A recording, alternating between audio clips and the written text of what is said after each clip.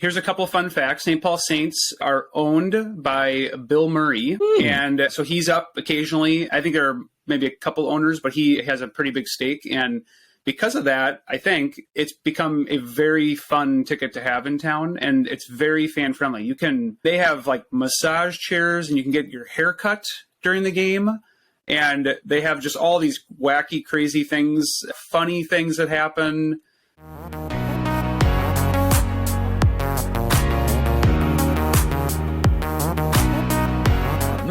Welcome back to another episode of Life, Money, You. I appreciate you being here. We're going to talk a little bit about life and money today. And I know that summer can be hot, but you know why people go to football games to cool off? Because you're in the middle of a bunch of fans. Nice. I like it. Very timely. Very timely. Yeah, very timely. And I like football games. They're entertaining. And that's what I was hoping to pick your brain about today is staying entertained. First of all, before we get to all these ways that we get entertained for virtually no money, how important is it for the human psyche, for the work-life balance, for personal happiness to add in the mental release and the fun factor in the everyday life? I think we got a pretty good test of the lack of that over the last 3 years. And I think we saw some negative impacts to, I would argue it was maybe even more the being able to look forward to things. The event or the entertainment is important too, but I think it almost is more the anticipation factor that is exciting. And during the heat of the pandemic, so many things were taken away, and you never knew when, if you had something planned, it was going to be gone. You're going to get together with friends. Oh, somebody might have COVID, can't do it. Or you're going to go up maybe on a trip somewhere. Oh, you're not sure what the regulations are going to be, or maybe there was no guarantee. There's never a 100% guarantee, but that anticipation factor and the event itself, and those have to go together. But I don't know about you, but sometimes for me, the planning and anticipation of going on a vacation is almost as beneficial as the actual vacation, because it's hard for me to not be thinking, oh my gosh, it's almost over when I'm on the vacation. It's all the build up toward that. So both of those were impacted. And I think we saw that it's a big deal for Americans, at least, to be able to have access to things outside of the daily grind.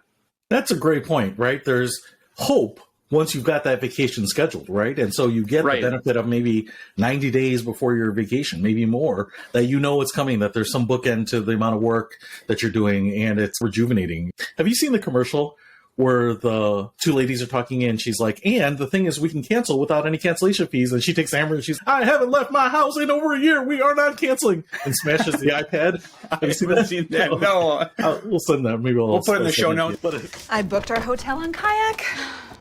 It's flexible if we need to cancel. Cancel? I haven't been anywhere in over a year. And nothing will stop me from vacation!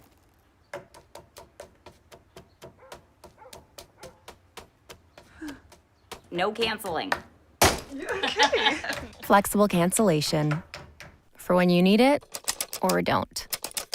Kayak. Search one and done. It's awesome because I totally feel that way sometimes that, it doesn't matter. It doesn't matter what's going on. I'm going on that vacation. It can be a great release, just keep you mentally healthy. And like you said, I think we saw in the numbers and what people did. And unfortunately, a lot of people were mentally suffering. And I have a friend that was in Canada, and the lockdowns were significantly harder, more severe, more strict, and longer than they were in America. And he was just talking about the severe mental health consequences that come from that, right? So not everyone lives on a big estate where their whole house feels like a vacation or anything like that. But I think the vast majority of us having some entertainment once in a while. So why we turn on the TV in the evening or watch a movie on the weekends, not just the simple things. But you can do some bigger things. You can get out of your house, have some adventures, make some memories. And that's really what I wanted to pick your brain about today, because you have a family, so it's not just you. You could just probably say, listen, I'm going to work. I know you're a workaholic.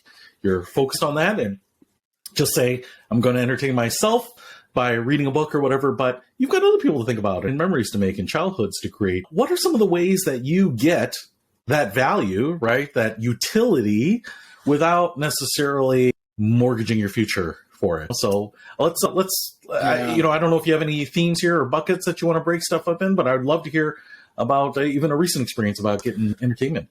Yeah, I do have a number of them. And as a family of 6, we always have to be thinking this way. I feel like a money stretcher entrepreneur. I don't even know if that's an actual job title, but I'm going to give it to myself. But Stretcherpreneur. I like it. That is now stretcherpreneur. copyrighted. Yeah, I like it. Yeah. Nobody try to take that. So for as long as we've had a family, even before that, I have always tried to make my money go further. It's just always been built into me, and that's probably why I like this space so much. But I can guess that there's a few other people maybe listening right now that need to make their money go a little further with the way that prices are going right now. And hopefully some of these ideas, maybe some are ones you already know, but hopefully you get some new ideas. Maybe it sparks another idea. But we are constantly thinking about this as a family because we do like to get out. I mean, I work from home mainly. We actually homeschool our kids. So we are all home every day, all day. And so we like to get out of the house. It's nice. It's good. And it's healthy. So I would say just right off the bat, the first principle, I even have a principle. I don't even know if everybody in the family agrees with this principle, but it's my principle, and I get to be a part of the decision-making for that. But we try to never pay full price when we eat out. So it's just like a goal of ours that if we dine out anywhere, we are never paying top price.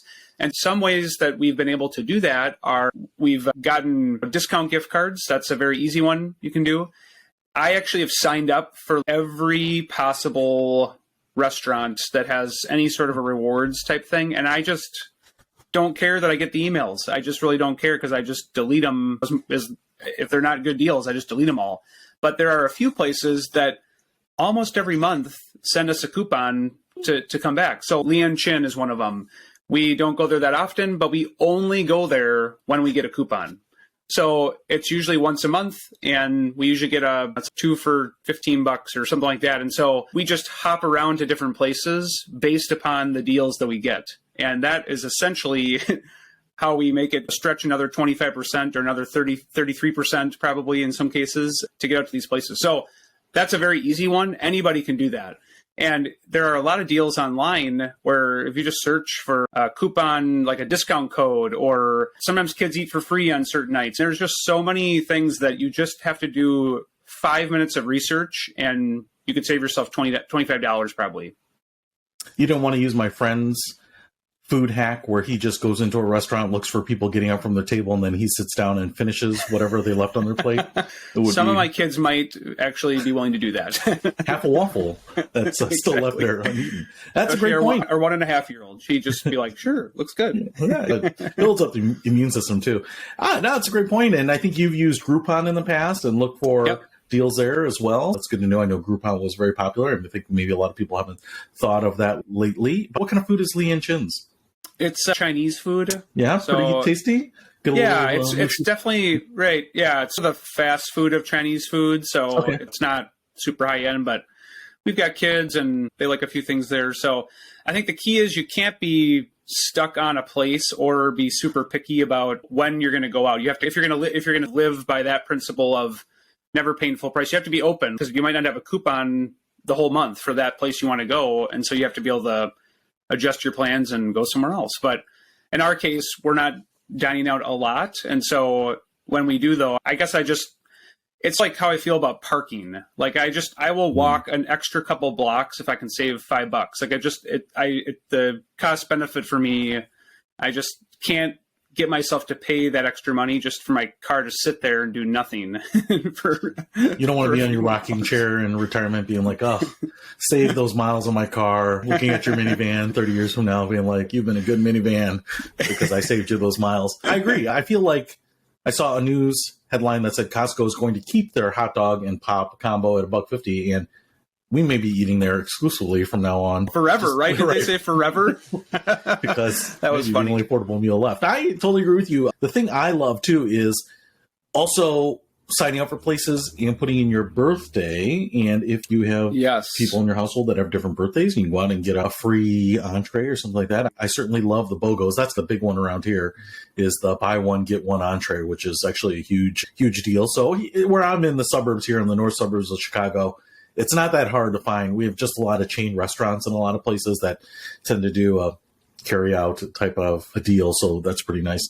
I would also say that some of the kind of local greasy spoon places, the independent places, tend to be pretty good value. So we have a place called Taco Burrito Express, and just a little bit of food in the styrofoam container type of thing, but tends to be pretty good value there too. I like that. Yeah, what other entertainment do you take the family out for that you are stretching that dollar on? Yeah, another one that so I think everyone knows we live in the Minneapolis, the Twin Cities area, and I never thought we would go here as often as we do, but we go to the Mall of America pretty often, and that's a tourist trap. A lot of people, it's so close to the airport that a lot of people actually will fly in, and if they've got a layover, they'll actually take some public transportation over there, and they'll just shop until they have to go back to wherever they're going. And I never really thought we'd visit there as much as we do, but it's such a great spot because much of the stuff there is free. So we just can show up, park for free, walk around. We live in a colder climate. In the winter, it's a great place just to have more space and go do things. We have a lot of different options in terms of pricing. So there's rides that are there. Those are just a couple bucks. All different kinds of restaurants. We can choose all different levels of spending on food. We can do some shopping if we have to, but we usually don't. We're usually just walking around doing things. And then what's also neat, and this could be at anybody's mall where you live, is they have entertainment, right? They have music groups and magic shows and I don't know, all different kinds of things that happen. And it's fun just to go and see what's happening there. And they don't charge for any of that. You can just listen and go and walk around. And so it's like an indoor park where we are, and malls are common enough that I'm guessing a few people here could take advantage of that too. So I would say that sort of thing. And then related to that, I actually just this last weekend took one of my daughters out on a little date to Shields, which is kind of like a Cabela's. It's like an outdoors kind of place, but they have everything. They have hunting, fishing, all sports. They have grilling equipment, clothing, Yetis. It's a huge place, but it's the same concept. They have a huge aquarium that's there. They have rides and games, and every game and ride is just $1. And so it's super cheap. And of course, that gets families in the door and they hope you're going to spend some more. But we just went and hung out and played a bunch of games. And I think we spent $6 total on the games, and we had a really fun time for like an hour. It's all about spending time together. It's nice to have a few different options of things to do. And in both those cases, you can do it for free completely, or it can be very limited cost. And then it's a good deal for your daughter because at the end you were like, sweetie, you only owe me $3, and if you can't pay it all right now, we can work out some sort of arrangement at reasonable interest. So that was 10% interest. Right. So you're like, it only cost me $3. That sounds great. What kind of free stuff is there at the Mall of America? I've been there, and there are a number of attractions. If you are ever in Minneapolis and you have not been to the Mall of America, you should just go see it because I don't think it kind of sinks in what kind of facility it is. It's just massive. But I know they have an amusement park, an aquarium. I think they have a Lego store too and stuff. But some of those I think cost money, especially the amusement park. I want to say that costs money. But can you anchor some of these prices for me? I don't know what they cost or what exhibits are free or those types of things. But just kind of curious for the people that might be thinking of it. Because you always say Twin Cities, but you only ever mention Minneapolis. And so there could be some St. Paul people. There could be. I know we don't really talk about. I did used to live in St. Paul, so I'm actually one of those strange people that lived in both places. Usually if you start one place, you don't go to the other side. It's we don't. You can't talk to any of your St. Paul friends anymore. Exactly. You've been excommunicado. Got it. Yeah. The mall, you can actually stay in different sections. You'll never see them. I have a whole pricing sheet because I know what all the things cost. So the Lego store is free. If you buy Legos, you have to pay for those. But they have a whole section for kids where they can build with Legos they have out. And that's completely free. And our kids love that. So we do that a lot.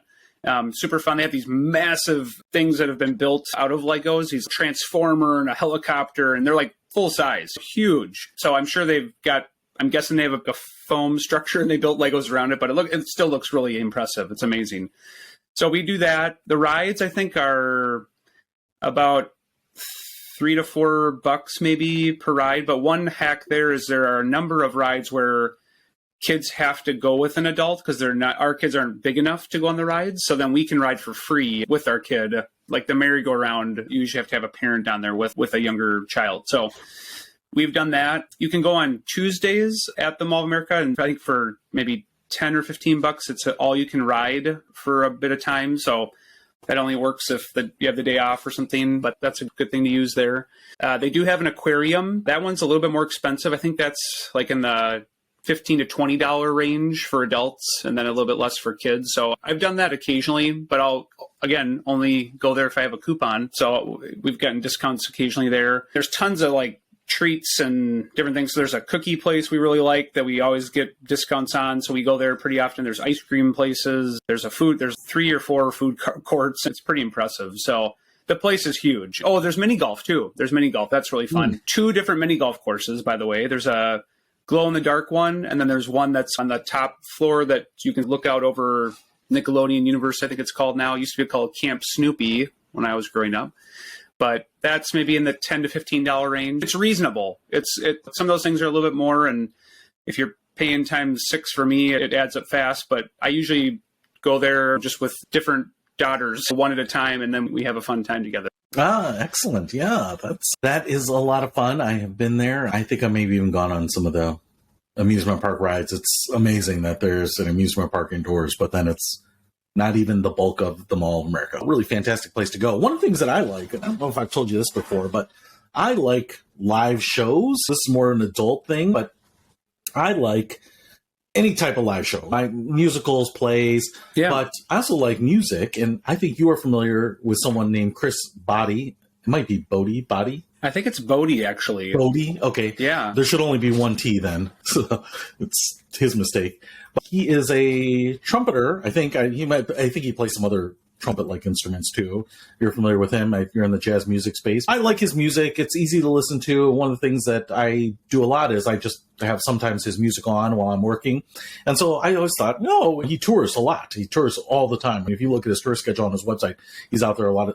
He's everywhere. I think you were telling me he's like a mainstream guy. He's jazz, but he's like a poppy jazz, which I can totally see. Now, one of the things that I noticed here, and I have not done this yet, but I do not want to pay an arm and a leg to go see him. And as I was looking at his tour schedule, and then you can click on buy tickets, I noticed the tickets were about $25 is what I wrote on the average. They're not cheap. Yeah. But I noticed that if I was clicking through them, a number of times he has a concert at a casino. And those casino tickets are anywhere from $30 to $40. So I think, because my assumption is, the casino is helping cover that cost to get people into the casino. Yeah, I wondered why. Probably the buffets. Yeah. Right. So if you wanted to see him, I was thinking, he's actually playing at a couple that aren't too far from me. What a way to get basically a 70% discount on the ticket to see him, and probably a pretty nice venue is my guess, and probably maybe a cheap hotel room if you wanted to do an overnight or something like that, which maybe is probably part of the equation there. But I was encouraged to see that, because at $30 or $40, I might be inclined to go see him, whereas at $125 or $130, it's probably a little bit of a rich experience for me. So you're recommending going to a casino? Is that what I heard? To save money. This is okay. Yes, right. All right. And always double down on 11, split your 8s, and we will take a cut of whatever your winnings are, because I'm sure you're going to walk away with more money than you walked in with, right? This is all great advice, really good advice here. So that's one thing I wanted to add to that. Another thing that I've done in the same vein of saving money on concerts are many musicians had to pivot during the pandemic, and there's more and more virtual concerts. So not the same experience, obviously, as going there, but more and more musicians have started to realize that people across the whole country will be willing to pay, and not just the people that live in the area where the live concert is. So there's something about going live, but usually those virtual concerts, because they're expecting more people to come, they bring the cost down on those too. And typically you get a window to watch it. So even if you can't go to it live, you'll get the recording, and then you can watch it another time. And so we actually did a little bit of that when it was more locked down in the US. We do some concerts, and it'd be at-home date night for my wife and I, basically, for musicians that we like. So that just is another thing. I think that's continued. I've seen more and more of that going on out there. Yeah, it makes a lot of sense. I think that could be a great way, especially if you want to stay home. To be honest, depending on how old your kids are, like in my household, generally I have to find a babysitter if I want to go out. So that could be a great way to avoid that extra cost of finding a babysitter too. The other thing I was going to throw out here, and it's if you live in the Chicago area, and I don't know that they do a great job of promoting this, but I went to Northwestern University, and they have the Bean School of Music there, and they have built this beautiful new recital hall. And what they have there is a calendar with all of the events. So they've got some Christmas concerts, some music, and sometimes it's recitals for the students there, grad students, undergrads, whatever. And those can be fantastic too. I've seen those too. But a lot of times they will bring in some famous people too, and the pricing is usually crazy cheap. It's stupid cheap. Now, it's not a huge facility, so if you do want to go, what I've noticed is that you should probably get your tickets quickly. But for the people that are professionals, they brought in some classical guitarists, and I noticed one of them was a famous pianist that they brought in, and I think that they might be there to do some work with the school as well, and so the recital is tacked on to their time or their tenure there. But for existing students, or for current students, I've noticed that the pricing tends to be free. For recent students, the pricing tends to be $10, and I think if you're 10 years out of college or more, the price is usually $10 per person. So really cheap. And actually, last time my folks were in town for the holidays, we went down there because it was actually mostly students, but it was a classical music evening. And so different students would play a piece and then they go off and then the next group. And so it was just a couple hours of really fantastic music. I don't know if you've seen kids that are in school training for music that are probably going to go on to professional careers in music. It's really awesome. And especially in a small venue, it can be a lot of fun. So if you're in the neighborhood, they're so good. Yeah, it's great. It was great. And maybe a great way to see some people. I know that when I was at school, they had Heather Headley was one of the students that was there, and she would do these concerts, and she was just great. Everyone knew she was going on to great things. I think she's won some awards or Tony Awards, and she was in the original cast of Lion King. So you just never know. It's just crazy, amazing what you can get. But those are my concert hacks. I also wanted to ask you, because I don't know this, but what about access to events?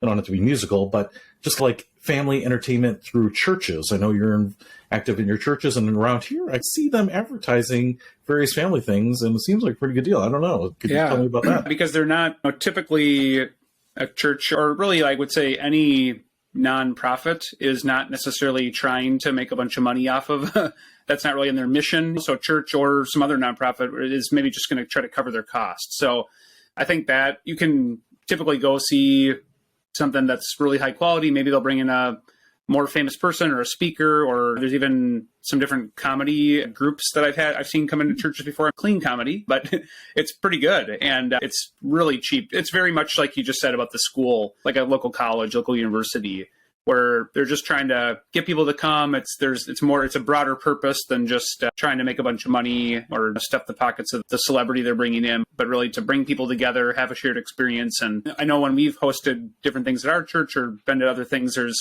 sometimes even opportunities to meet with people after to talk about it, like different groups, discussion kind of stuff. So there's community building that happens there too. And that's great. It's been really fun to take advantage of those opportunities. And I think what we're saying here, is that changing your mindset about what is a worthy entertainment event. Like, I don't always have to see like the best professional, the highest ranking celebrity, the top tier musician, because they all charge top dollar. Like, you can see a college student at Northwestern who's going to become a Tony Award winner. Like, how cool would that be to say you saw her before she was big and she was already amazing? So there's a lot of value in that. And we've both, I think, experienced that in a whole bunch of different places around where we live. I'll tell you what, my Heather Headley story, I think she's done very well for herself now. But I remember in college going to like a student-produced showcase where they had some a cappella groups, because there were like 8 of them. It's everyone who puts together an a cappella group. And if you want to see the Life Money You a cappella group, check out our website, subscribe. Coming soon.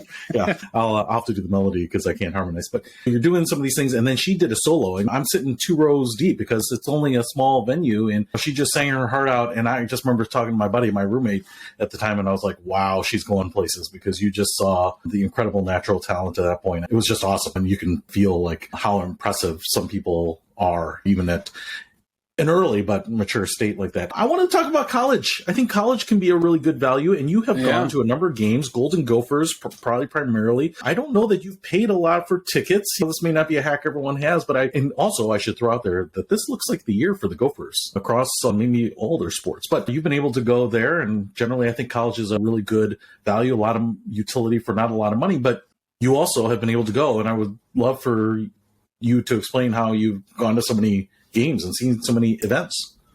Yeah. First off, we say that every year I think this is the year. So this is the year, and we'll say it again, and we'll come back in a few months, and we'll say, and now it's Twins baseball season again. So we'll see what happens. I have to cheer for the Gophers till the important games start, and then I have to find a different team. But yeah, we'll see. We'll see how it goes. So I have grown up going to the Minnesota Gopher basketball games ever since I was a little baby. We do actually have a couple season tickets that are in the family.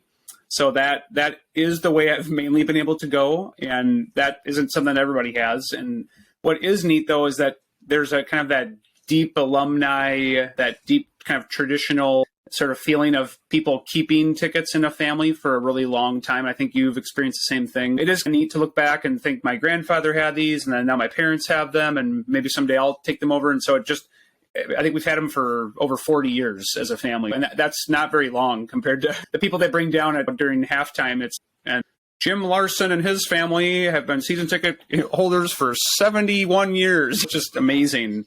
Even when we've paid for extra seats, because we only have 2 spots. If I ever want to come with the whole family, just that compared to going to a professional event, it's got to be, I don't know, a third of the cost, half the cost. I don't know. Concessions are probably comparable, I would say, but the ticket to get in, which is the biggest cost, it's not that bad. And we usually just get the nosebleeds because our kids, they're not going to sit down the whole time anyways. And you can move around and sit in different places if it's not completely packed, depending on what the game is. So we just buy the cheaper tickets. I think those games, maybe the cheapest spot is $20 or $25, something like that. It's not nothing. If you're going to a game and you're comparing that to like the opportunity cost of going somewhere else, we wouldn't be able to afford going to a hockey game or an NBA game. It would just be way too much. It's really fun. I love the fact that the players, now they're maybe going to get paid a little bit more for their name and likeness, but it's definitely more of a team game than some of the professional sports seem to be at points. So I guess maybe NBA specifically, I guess some of the other sports are okay, but I just love it. I think it's fun to see players before they become big names. It's fun to have the history of the school, and my kids now really have gotten into it and are just over getting freaked out by the mascot. So eventually they'll want to have pictures with Goldie, but we have a number of pictures of crying girls with Goldie nearby. I cried when I saw Santa for the first time. I totally agree with you. Now, not every team might be a perennial powerhouse like the Gophers. That actually even might be more of an expensive college experience than some. But when you think about what would it take to get season tickets to the Vikings or to the Twins, you're talking about thousands of dollars for that experience at a minimum. And I think that's where college is, because it doesn't even have to be a Big Ten college. Yes, Gophers are great. Northwestern's a Big Ten college, but depending where you live, you might have college with other teams, and it doesn't have to be a D1. And even though Northwestern also is a sports powerhouse, where not almost never, I think the value there, as opposed to the football tickets versus getting Bears tickets or the basketball tickets versus getting Bulls tickets, they're not even comparable. When you said only a third, it's more like a 15th. It is a small fraction. And one of the things that I think is really the best value for Northwestern, there are a number of sports that are free. I think the men's soccer and the women's lacrosse and some of those you can go and see for free and just sit in the bleachers. But at Northwestern, again, for people in Chicago, if you like baseball, Cubs season tickets are very expensive. Wildcat baseball tickets are very cheap. In fact, the last time I checked, and the disclaimer here is I can guarantee you that I am rounding numbers to the even number. The actual cost will vary for sure.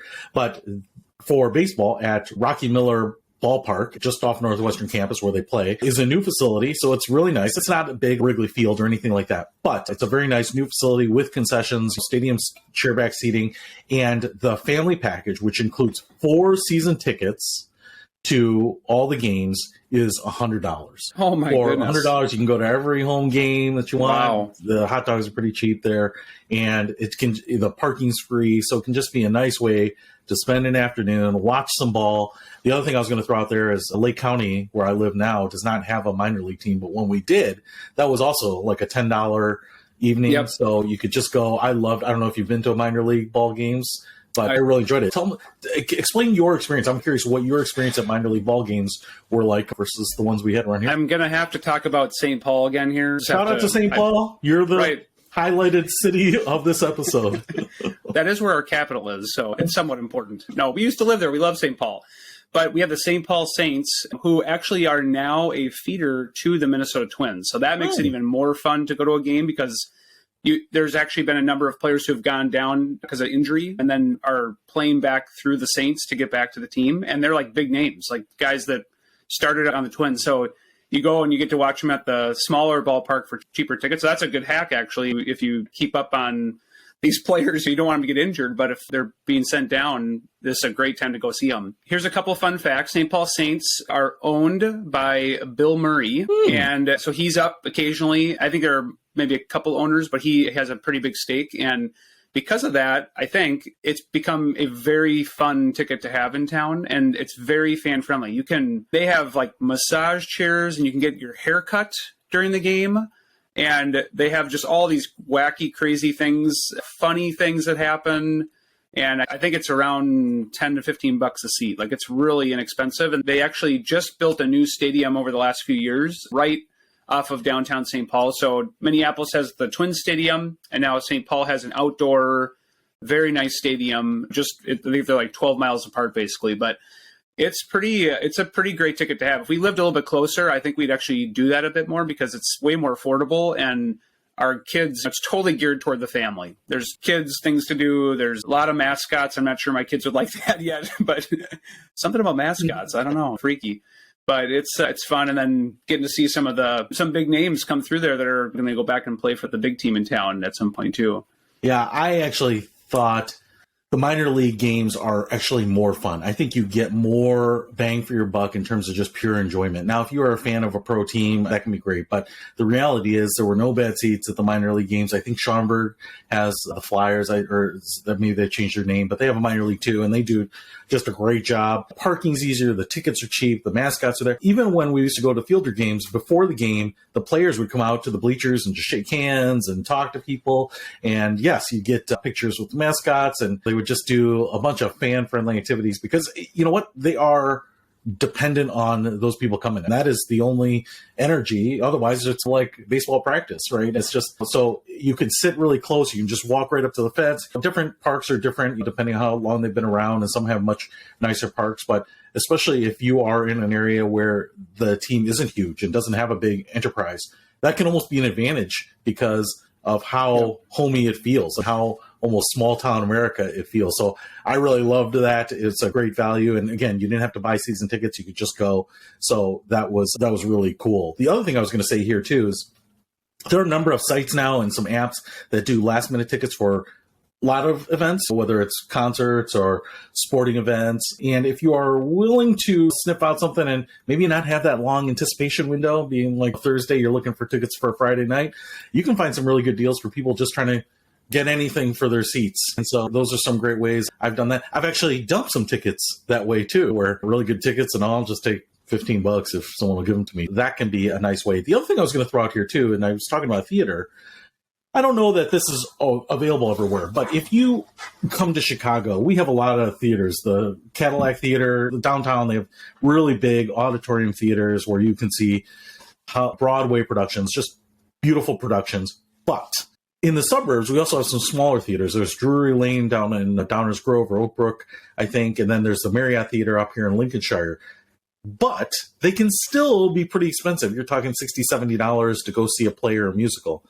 What I'm going to plug here is we actually have another one that's a very small theater. It's called Citadel Theater up in Lake Forest.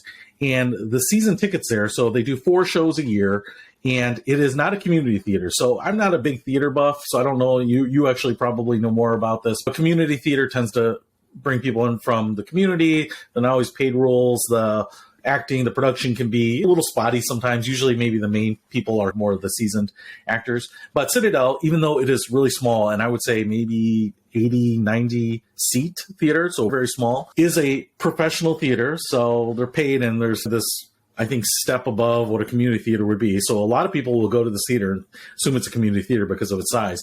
But for a season ticket for the 4 shows, it's about $100. You're talking about $25 a seat. So it's about a half or a third of the cost for even the neighborhood, the suburban theaters here, and a tenth maybe of what a show down in the city would cost you. And we enjoy it because, one, it's close to us, so the drive is only 15 minutes, so the parking is very easy. And so you're not going down, paying for parking, all these ancillary things that you have to pay for with the show, and maybe getting dinner downtown and all these things, and then driving an hour plus back home. So it's just a nice way to get that live action, or Totally. some people say movies, but with real people. So if you're in this area, the Citadel Theater, I think, is a really great value. But I bring it up because you might have kind of that small theater group, theater company in your area where the season tickets or the per show costs are pretty low. And especially around the holidays, that's where it's really nice, because they've done A Christmas Carol. Yeah. They've done the Charlie Brown, and they did A Christmas Story, that show too. So it's just a lot of fun, especially around the holidays. It's a really perfect little outing. Fun. No, that's really good. The other thing I was going to ask you too is, what about in your neighborhoods? Do your cities or anything do like movies in the park, concerts in the park, in the summer and the fall, those types of things? Yep. Yeah, a lot of parks do tons of different shows. I actually, right out of college, played in a few of those groups that would do. I was in like a bunch of community groups, and we'd play at every festival in every suburb of the Twin Cities. But yeah, those are usually free, and usually there are different types of music coming in every single week or multiple times a week. We haven't done the movies quite yet, just because of the time of day and having young kids, but I think we will eventually. I was even just thinking, just like going to a drive-in movie theater. That's a fun thing to do. It's not super expensive, fun bonding. I still remember, I can still like picture doing that with friends and my family. And it's still a novelty, as just, even though it's been around it's still a cool thing to be able to do. So I think leveraging all those local things, especially now that we've maybe become a bit more homebodies, and because gas is so expensive, and there's a few different reasons now that it's not bad to stick closer to home, and you'll probably see some of your neighbors there. You might be able to make some connections and not pay as much for something that's really high quality. You could take your kids to the gas station and then have them just count the dollars as they roll. 100. Yep. yeah. Or they just watch the TV at the gas pump too. We could do that. I've Movies, seen that. drive through. How do you get on the in. gas pump television station? That's what I want to know. Oh, I know. You've made it big when you're on there, man. You've made it big. Right. Giving tips away. That's an interesting business model. I tend to agree with you. I think those concerts in the park, it can be just a nice way. And honestly, they're wrapping up around here for the most part. But to me, fall is actually the best time. A little fewer bugs. It's not quite as hot. You can take some food. We've done it before, where you take a little picnic basket, bottle of wine if it's adults or something like that, and just relax. And they do it in downtown Chicago too. So you can be in a big urban area and go out and sit out. And it's just a great way to make some memories. Totally. I really like that. We go to parks all the time. That's just something our kids love to do. And we've done that actually the last couple of weeks here, just trying to get out because we know the cold is coming. So trying to take advantage of that, and tons of people are out. There's sports going on, so there's just families, and our kids are fast friends with everybody. That's been fun. And then I was thinking orchards too, like just going to an apple orchard. This time of year, it's a great thing to do. It's usually free to go because they're hoping you're going to buy some apples and some donuts, which are also really good. But we typically do that once or twice, and it's just a really by not getting the donuts. Place. Oh, I know. You got to do it. They made them. It would be. I know. It'd be all those hours spent making those. I know. You don't want to. Yeah, and they have really become pretty elaborate with the hay rides and pumpkin tossing, and I've seen just a lot of entertainment, and I think that everyone is really focused on family types of entertainment. When you said the drive-in movie theater, we actually have one up here in Grays Lake. So if you're up in the area, I've actually never been to it. I know that we're gifted a digital projector because I think they were going to shut down because all the movies are sent digitally instead of film. So they were gifted one, which gave them new life. And so you can go, and I would love to do that sometime. But the other thing you made me think of here is that when I was growing up, going to matinee movies at the theater used to be the discounted price. Yep. I don't know if that's such a thing anymore, but what I have noticed is that the before noon shows seem to be the really good deal. So sometimes we've gone over and caught like a 10:30, 11 o'clock show, and instead of the $12, it's $6.50. And then I think they creep up. I think maybe the matinee is more like $8 or something now, as opposed to prime time being 12 or 13. But $6 now we're getting to pretty good value, I think. And yeah, you have to go and kind of be there mid-morning, but on a Saturday, who's not up anyway? And then you got the rest of the day. So maybe it's actually an advantage for you that you're not doing in the evening, but can be another way to get good value on movies, a traditional thing. And most everywhere has movie theaters, but could be a nice way to spend a mid-morning. That's what I'm saying, as a mid-morning event. Mid-morning. Yeah. That's late morning. That's late morning in our house. That's late morning. Yeah. Virtually lunchtime, 4:00 dinners. Yeah. What about the other things? Any other things that we haven't hit on here? Yeah. I was thinking about one thing that we've done as a family is we've gotten some memberships to places. We've got the Minnesota Zoo here. Oh. We've got some different museums, and it's a little bit of a steep entry fee. I think the zoo membership for us is maybe like $180, so it's a chunk. But we know we're going to go at least 3 times, and for us as a family of 6, I think it's the break even is 2.5 times. It's like we pay for it right away. But it also gives us a place to go, especially like in the winter. They have if you can find a spot that kids can play, it's inside, depending on what climate you're in. That zoo actually has a whole huge inside section. It's not an all outdoor zoo. We love going there, and our kids love it. It's just great for this season of life, and I can bring down my per time cost, if you will, if I average it out. So yes, it's a steep entry point, but now like every time we go, we're not paying anything to go there, and we get to appreciate the benefits of it. So love it. Love that. Love the different children's museums. We've even gotten passes to this indoor play park kind of thing. Oh, before I forget, one hack for all these kind of memberships or different things is that Black Friday, usually there's pretty good discounts on these kinds of things. So I know that in the past, it's a great gift to ask for if you have a membership in mind. We always ask for that as a family from like my parents or my in-laws. They can do that and snag it over that time of year when, there's steep discounts. It's a really great thing to get, and it fits in the range that they were hoping for. And then we get this awesome benefit for a whole year after we get it. We've done that a lot. It's so wonderful. We love the zoo, love going there. And if you volunteer to stay afterwards and scrub the elephants and shovel the dung, it's right. Exactly. Free parking. So free parking. Yeah. And so can you go to your zoo in the winter then for the indoor exhibits? Do they keep those open all year? Yep, we can. Yeah, and like I said, some zoos don't have a very big inside area, and so it gets boring if that's all there is. But at the Minnesota Zoo, it's pretty substantial. So there's tons of stuff to do. There's a lot of hands-on things there too for our kids. So it's really great. It's a great membership to have. Yeah, that seems like a really nice one, especially with the indoor space. I haven't been to the zoo in years. It would be fun. Here in Chicago, if you're downtown, the Lincoln Park Zoo is free. You can just walk in. It's like nice. Any park. So no turnstiles or anything. You just walk in. That could be really great value for the people who live in Chicago. Otherwise, you have to go to the main zoo that's in the south suburbs, and that's very expensive. Gotcha. Parking and the entrance fee. But they have a lot of great things, some dolphin shows, I think, and a variety of things. But yeah, it's pretty expensive. And I think really the big point here is that if you want to go anywhere and pay full retail, it costs a lot to put on a production, to pay teams these days, to pay athletes, to have the venues, these world-class venues. The new Vikings Stadium, the one they replaced, the Metrodome or whatever, is beautiful. So, we think about the costs that go into it, yet for a lot of these places, they're not making a lot of money because they're just covering their costs. And so if you can look at ways of being creative or being flexible with your time, I know a lot of the museums in Chicago here have announced their free days, which they put on a Tuesday here or a Thursday there, days that I think are seasonally low for them. And so you can go in and get them for free. And it might be some crowds to deal with, but really good value, especially when you think about 20, 30, 40 bucks, 50 bucks a person. And if you're in an area with amusement parks, they can easily be $100 a person to go to some of these things. So if you're taking a family of 4, and I have talked to people, I don't have Cubs season tickets. I've never had. I've gone to some Cubs games, and you and I have gone to some Cubs games before. Great outing. But I know a lot of people who say they don't go because between taking them, their kids or their grandkids or whatever, it is just $500. There's just no way to get around it. So I think being a little creative, hopefully you've gotten some ideas here.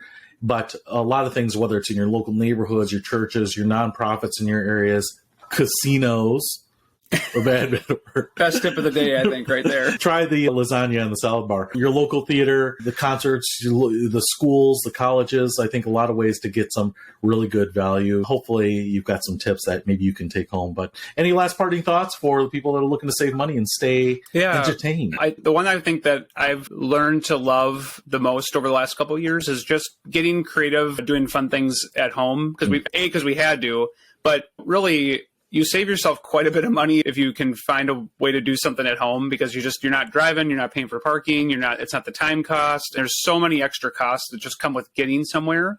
And when you're a larger family, it's a lot of work to get everybody out the door. So I think getting creative, like one thing we do every single week is we do family movie night, and we all take different times picking the movie, and then we do homemade pizzas in the oven, and we just buy the bread from Costco, I think is what we get, and we just have pizza sauce, and it takes 15 minutes to make them. It's super easy, and it's really cheap, and we have a great time. It's it's like going to the movies, except we're doing it at home.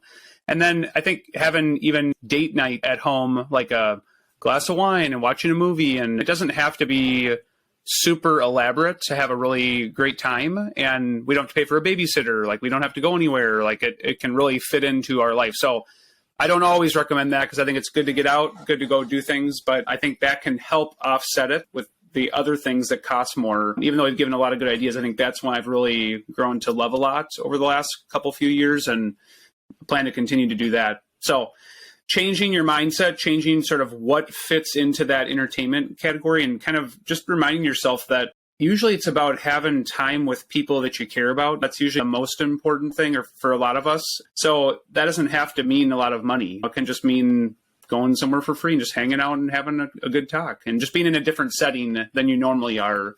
For a lot of us, that fulfills the entertainment void than the day-to-day grind. So that'd be my sort of overarching advice. But yeah, I've learned a lot of things from you too today that I want to go try. So thanks for all the great tips. I'm going to tack on to what you said, because that is brilliant. The at-home movie night, we have done a lot of that too. And I think sometimes there are new releases that are $20 to rent on TV or your streaming service. And I'm always like, who would pay that?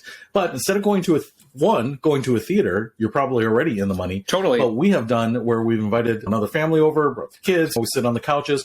And the hack I have here a little bit is Will Redenbacher, God rest his soul, the popcorn company sells like movie popcorn tubs with the microwavable popcorn that is like vacuum sealed to the bottom. So you just put in the tub, you microwave it for 2 minutes, and now you have a tub like you would get in a movie theater. And you do 4 or 5 of those for everyone there. It kind of is a facsimile of that movie theater experience. Everyone's got their own like paper tub of movie theater butter popcorn. You're watching a movie. Yes, it might cost you $15 or $19 to rent it, but you're spreading that over the cost of 5, 6, 7 people. You're having a great night in, and you are replicating that experience. So just a great way to be able to still have a conversation, hang out with people, see people, have some of those memories, have those conversations. Like I said, it's about the utility. It's about the value and not about how much money you spend. So hopefully some ideas there. I got a number of ideas from you. I might have to move to St. Paul to utilize some of those. But I'll never talk to you then. Oh, it's like the Capulets and the Montagues. But if you are willing to pay that price, hopefully you've got some ideas here to make the most out of your time for the least amount of money. As Payless Shoe Store used to say, get more, pay less. I like it. But that's what we got today. And join us next time for another episode of Life Money You, where we're talking about life, money, so you can get ideas to make your life and journey to financial freedom a little bit better. Thanks, everyone. Bye.